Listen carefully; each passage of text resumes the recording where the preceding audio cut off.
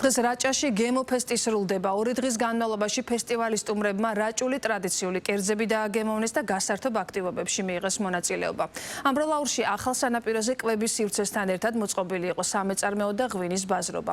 ტურიზმის ეროვნული ადმინისტრაციის ორგანიზებით ფესტივალი სექტემბერში სამცხე-ჯავახეთში გადაინაცვლებს.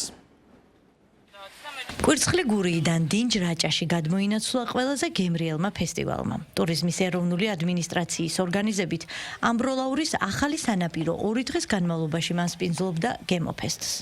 ახალ სანაპიროზე ძალიან ბევრი მოგზაურით მოსახლე ჩამოვიდა იმისთვის, რომ გემოები დაეგემოვნებინა რაჭული გემოები ახლებურად შეთავაზებული. ჩვენ ყავდათ 13 მონაწილე კვების მიმართულებით და ახლომდე მთლიანობაში 30-მდე მონაწილე მეწარმეობის მიმართულებით. გემოფესტი ძალიან წარმატებული პროექტია. ის მიზნად ისახავს ადგილობრივი გასტროტურიზმის განვითარებას, თავისთავად გასტრონომიის დახვეწას ქართულ სამზარეულოში და რა თქმა უნდა ადგილობრივი მეწარმეობის ხელშეწყობას და განვითარებას.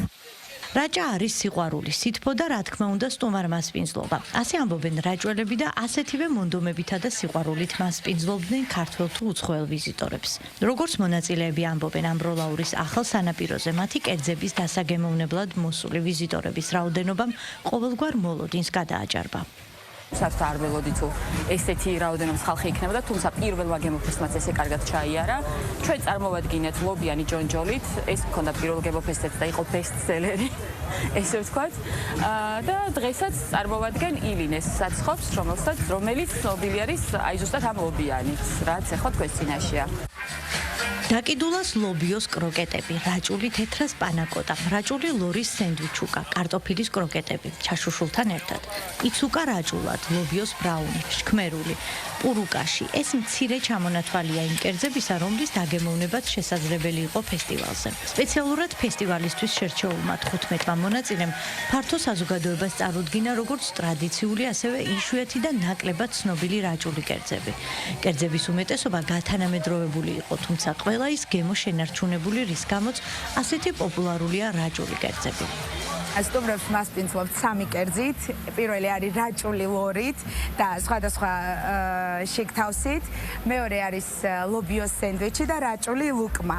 სამივე სენდვიჩი წარმოადგენს რაჭას.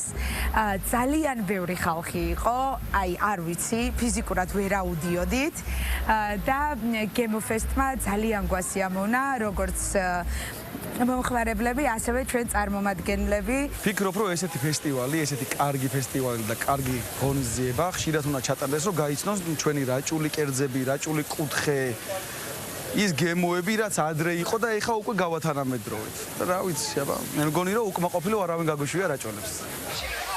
ფესტივალზე წარმოდგენილი იყო ადგილწარმოშობის დასახელების კონტროლირებადი უმაღლესი ხარისხის წითელი ბუნებრივად ნახევრადტკბილი ღვინო ხვანჭკარა, რომელიც მზადდება ალექსანდროულისა და მუჯურეთულის ჯიშის ყურძნისაგან. აქ ნახავდით ხვანჭკარას სანგრიას, ხვანჭკარას ლიმონადს და ხვანჭკარასგან დამზადებულ კერძებსა და ნუგბარს. აქვე ნახავდით ნაზი ჰარმონიული გემოთი და ხილის ტონებით გაჯერებულ ტვიშს. რადგან ამბროლაურის ახალი სანაპირო არა მხოლოდ რაჭის, არამედ ლეჩხუმის სულით და გულით იყო სავსე. ვაწარმოებთ როგორც რაჭულ ღვინოებს, ასევე კახეთის და ლეჩხუმის ღვინოებსაც ვაწარმოებთ. გვაქვს ჩვენი ვენახები, ხვანჭკარაც ადგილწარმოშობის დასახელების ღვინოა, რომელიც ცნობილია არა მარტო საქართველოში, არამედ საზღვრებს გარეთაც და რაჭის სავიზიტო ბარათია, ასე შეგვიძლია ვთქვათ. და ჩვენი ხვანჭკარა ნამდვილად გამოირჩევა თავისი უნიკალურობით, გემოთი, არომატით და ასე შემდეგ. წელს სეზონი რაჭაში ზოგადად ძალიან აქტიურია და გამორჩეულია ვიზიტორთა დიდი რაოდენობით. როგორც ადგილობრივები ამბობენ, თითქმის ყველა საოჯახო სასტუმრო გადაჭურცულია. ამბროლაურში და ონში ერთი ნომერი არ იყო თავისუფალი, სპეციალურად ამ ღონისძიებისთვის ადამიანები ესტუმრდნენ რაჭას. ამდენ რეგიონში ჩატარებულმა გემოფესტმა ერთის მხრივ რეგიონების მიხედვით ძალიან ბევრი გემოფესტელი მეწარმე შექმნა, გაზარდა, რომლებმაც უკვე ფესტივალის მიღმა სამასპინძლოები გახსნეს და ძალიან წარმატებით მასპინძლობენ სტუმრებს. სწორედ ეს არის მიზანი, რომ გარდა გასტროტურიზმის განვითარებისა ადამიანებმა მეწარმეობა შექმნან, ბიზნესი შექმნან და დოვლათი შექმნან რეგიონში. გემოფესტის მიზანია ადგილობრივი კერძების პოპულარიზაცია და ფართო საზოგადოებისთვის წარდგენა. რეგიონში ტურიზმის განვითარება და რა თქმა უნდა სოციალური ურთიერთობა, რადგან რაჭა ყველას სიყვარულია. აქ ამბობდნენ ასჯერ გაგონილს რაჭაში, კონკრეტულად კი ამბროლაურის ახალ სანაპიროზე. ერთხელ გასინჯული ჯობიაო. ზაფხულის ტურნეს ფარგლებში გემოფესტი კვლავ გაგრძელდება და ამჯერად სამცხე-ჯავახეთში გაიმართება.